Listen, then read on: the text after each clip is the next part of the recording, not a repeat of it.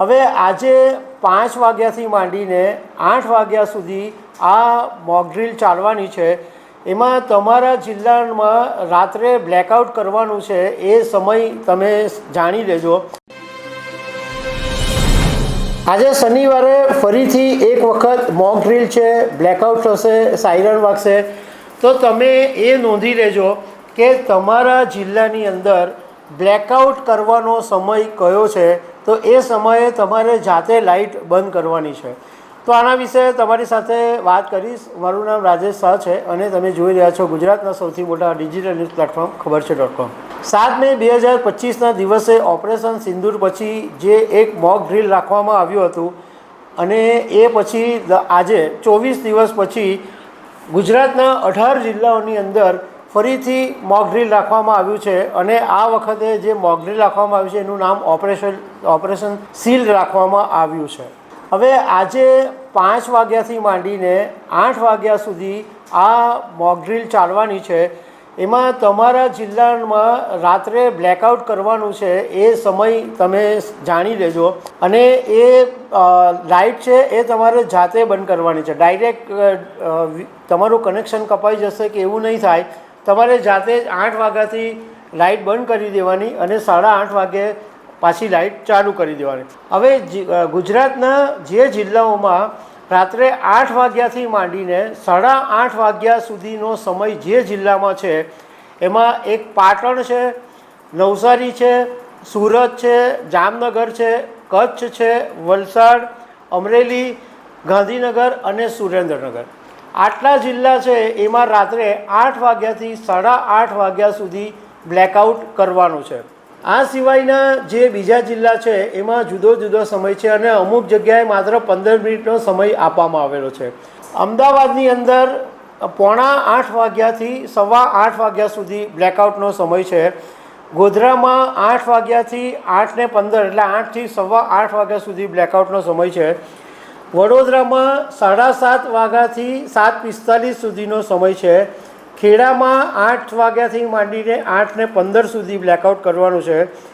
રાજકોટમાં 8:30 વાગ્યાથી 8:45 એટલે 8:30થી 8:45 રાજકોટની અંદર બ્લેકઆઉટ કરવાનું છે. તાપી જિલ્લામાં 8 વાગ્યાથી 8:15, મહીસાગરમાં પણ 8 વાગ્યાથી 8:15, દાહોદમાં પણ 8 વાગ્યાથી 8:15, આણંદમાં 7:30 વાગ્યાથી 7:45, બનાસકાંઠાની અંદર 7:45થી 8:15 અને જૂનાગઢની અંદર 8:30થી 9 આટલો સમય જે છે એ 18 જિલ્લાઓમાં આ બ્લેકઆઉટ કરવાનો સમય છે.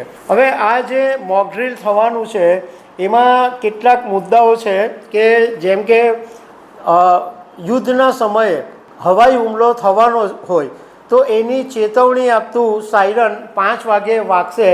તો એ સાયરન વાગે તો એ ખબર પડશે કે હવે કંઈક હવાઈ હુમલો થવાનો છે, તો લોકોએ એલર્ટ થઈ જવાનું છે. આ મોક ડ્રીલ છે, પરંતુ ખરેખર જ્યારે થાય તો તમે શું કરો એના માટે આ એક સમજ છે. એ પછી નાગરિકોએ પોતાનું રક્ષણ આપવાનું એની તાલીમ આપવામાં આવશે આ મોક ડ્રીલમાં. તો એ સમયે પણ જે લોકોને તાલીમ આપી છે એ વ્યવસ્થિત રીતના બધું કરી શકે એની આ એક મોક ડ્રીલ છે. આ બ્લેકઆઉટ જે કરવાનું છે એ સમયે તમારે ટોટલ બ્લેકઆઉટ કરવું કે લાઇટ બહાર નહીં જાય, જેથી જે દુશ્મન હોય એને ખબર નહીં પડે કે કયા વિસ્તારમાં શું આવેલું છે. બીજું મહત્ત્વપૂર્ણ જે સ્થળો છે એને છુપાવવા માટેની પણ આ એક મોક ડ્રીલ છે. લોકોને બહાર કાઢવા, એટલે ધારો કે યુદ્ધ જેવી પરિસ્થિતિને હુમલો ને બધું થઈ જાય અને ઇમિડિયેટલી લોકોને ઘરની બહાર કોઈ સુરક્ષિત સ્થળે લઈ જવાના છે, તો એ જેટલા નિયત સમયની અંદર ફટાફટ કામ થાય છે કે નહીં એ ચેક કરવા માટે પણ આ એક મોક ડ્રીલ છે.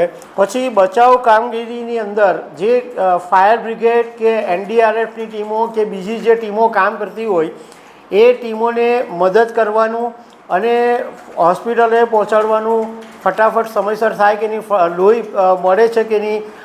આ વખતે જે મોક ડ્રીલ છે એમાં 30 બ્લડના યુનિટ પણ રેડી રાખવામાં આવેલા છે. કંટ્રોલ રૂમની કામગીરી આવા સમયે બરાબર છે કે નહીં એ ચેક કરવાનું પણ આ એક મોક ડ્રીલ હોય છે. હોટલાઇન બરાબર ચાલે છે કે નહીં એનું પણ એક ચેકિંગ થાય છે. હવે સુરતની વાત કરીએ તો સુરતમાં આજે જે મોક ડ્રીલ થવાનું છે એ સાંજના 5 વાગ્યે ગ્લોબલ ટેક્સટાઇલ માર્કેટ્સ વિમેન ઓસ્ટ્રેલિયાની બાજુમાં છે, ત્યાં આગળ આ આખું એક મોક ડ્રીલ થશે. અને માંડવીમાં કાકરાપાળ અણુમથક છે ત્યાં પણ મોક ડ્રીલ થવાની છે. તો દર્શક મિત્રો, આવી અનેક વાતો સાથે અમે તમને મળતા રહીશું. Thank you very much.